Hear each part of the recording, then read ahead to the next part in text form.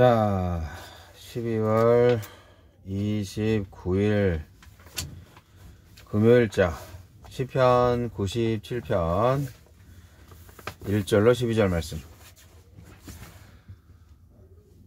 여호와께서 다스리시나니 땅은 즐거워하며 허다한 섬은 기뻐할지어다. 구름과 흑암이 그를 둘렀고 의와 공평이 그의 보좌의 기초로다. 불이 그의 앞에서 나와 사방의 대적들을 불사르시는도다. 그의 번개가 세계를 비추니 땅이 보고 떨었도다. 산들이 여호와의 앞 곧 온 땅의 주 앞에서 밀랍같이 녹았도다. 하늘이 그의 의를 선포하니 모든 백성이 그의 영광을 보았도다. 조각한 신상을 섬기며 허무한 것으로 자랑하는 자는 다 수치를 당할 것이라. 너희 신들아 여호와께 경배할지어다. 여호와여, 시온이 주의 심판을 듣고 기뻐하며 유다의 딸들이 즐거워하였나이다. 여호와여, 주는 온 땅 위에 지존하시고 모든 신들보다 위에 계시니이다. 여호와를 사랑하는 너희여, 악을 미워하라. 그가 그의 성도의 영혼을 보존하사 악인의 손에서 건지시느니라. 의인을 위하여 빛을 뿌리고 마음이 정직한 자를 위하여 기쁨을 뿌리시는도다. 의인이여, 너희는 여호와로 말미암아 기뻐하며 그의 거룩한 이름에 감사할지어다. 아멘. 기뻐하고 감사하라. 시인은 주께서 시내산에 강림하시던 모습을 떠올리게 하는 표현으로 위엄있고 영광스러운 주의 임재와 의의 통치를 묘사한 후 그것이 끼친 영향을 노래합니다. 하느님은 어떤 분입니까? 하느님의 백성에게는 기쁨이 되시지만 악인에게는 두려운 존재이십니다.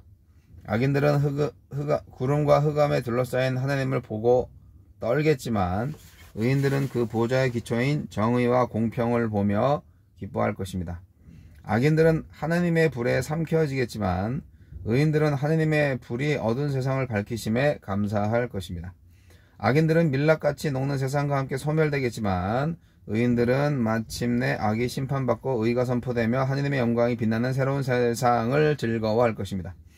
세상은 참 복잡하고 다양하지만 결국 찬양과 정직한 삶으로 자신을 창조하신 하나님께 도리를 다하는 자들과 자신의 욕망을 숭배하기 위해 스스로 만든 신을 숭배하는 자들이 있을 뿐입니다. 나는 어느 쪽에 소속되어 살고 있습니까? 지금 누리는 기쁨과 내가 추구하는 행복은 하나님으로부터 나온 것들 맞습니까? 하나님은 우상을 만들어 숭배하고 자랑하는 자는 다 수치를 당하게 하실 것입니다. 우상 숭배자들의 세상에서 소외되고 손해를 볼지언정 하나님만을 섬기며 살던 백성은 그 심판 소식을 듣고 기뻐할 것입니다. 하느님께 견줄 만한 우상이 없고 하느님께 경배하지 않아도 되는 세력이 없기 때문입니다. 우상과 신들은 하나님을 흉내내며 그 경배의 자리를 찬탈하려 할 것입니다. 그러므로 찬양할 여유가 없을 만큼 자랑하는 대상이 우상입니다. 어서 우선순위를 다시 정해서 수치를 면하세요. 성도는 결코 변하지 않는 하나님의 사랑에서 유래한 단어입니다. 하시드, 히브리 하시드, 성도. 그러므로 성도란 하나님의 끈질긴 사랑을 받은 만큼 끈질기게 주님을 사랑하고 주님께 순종하는 사람들을 말합니다. 하나님은 이러한 성도의 영혼을 보호하시고 그들을 악인의 손에서 건지십니다. 은혜의 빛을 내리시고 기쁨의 씨앗을 뿌려주십니다. 성도로 하여금 삶의 곳곳에서 자라나는 기쁨의 열매를 찬양하게 하십니다. 이 영광스러운 성도의 이름을 받은 자답게 나는 세상의 악에 동조하지 않고 하나님 나라의 참 기쁨에 동참하고 있습니까?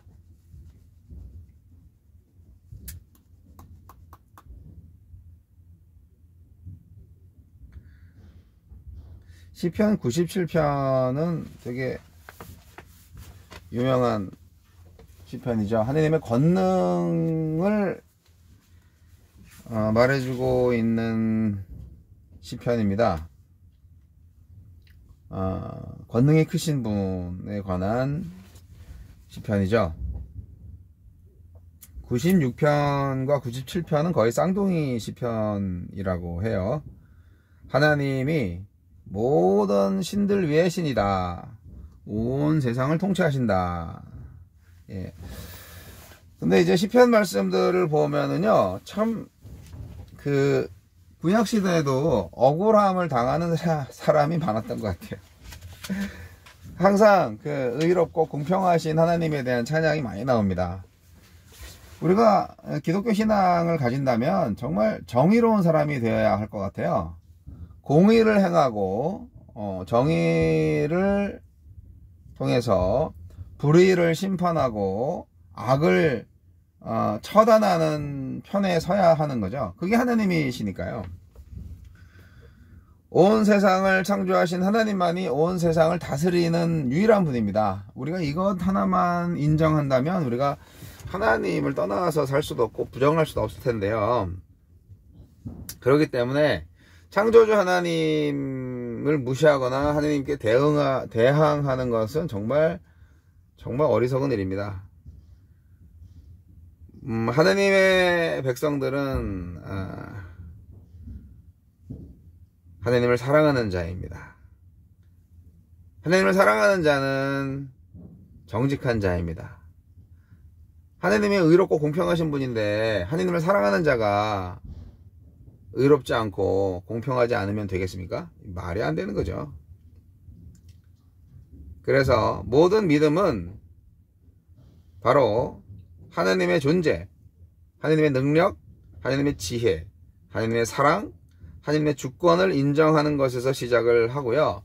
진정한 찬양은 바로 인정함에서 출발을 합니다. 자연이 인간을 숭배하게 만든 데서 생태계의 파괴는 시작되었다고 볼 수 있습니다. 자연이 인간을 숭배한다? 사실 인간이 자연을 숭배할 때도 있죠. 네.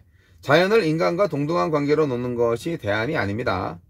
인간과 자연 모두 하나님을 향한 그 존재의 이유를 따라 살 때 생태계는 회복될 수가 있지 않겠습니까?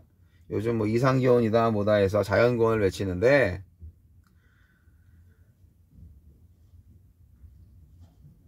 하나님을 사랑하는 자는 악을 미워하는 자입니다. 자연 만물이 망가지는 것도 문제지만 우리의 도덕, 우리의 윤리, 우리의 양심 이런 게 무너지는 게 더 큰 문제가 아니겠습니까? 하나님은 하나님을 사랑하는 자, 악을 미워하고 하나님을 사랑하는 자, 의인, 성도, 마음이 정직한 자의 영혼을 보호하시고 악인의 손에서 건지시는 분입니다. 여러분, 하나님을 사랑하십니까? 의인이 당장 믿음의 삶에 대한 대가를 돌려받지 못한다 할지라도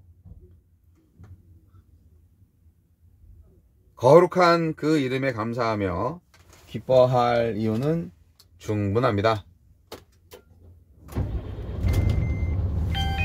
안전운전하세요. 화물 하이패스 우리 하나님이시잖아요. 속도 이하로 진입하시기 바랍니다. 기뻐하고 감사하십시오. 우리의 창조주, 우리의 하나님, 만물의 통치자,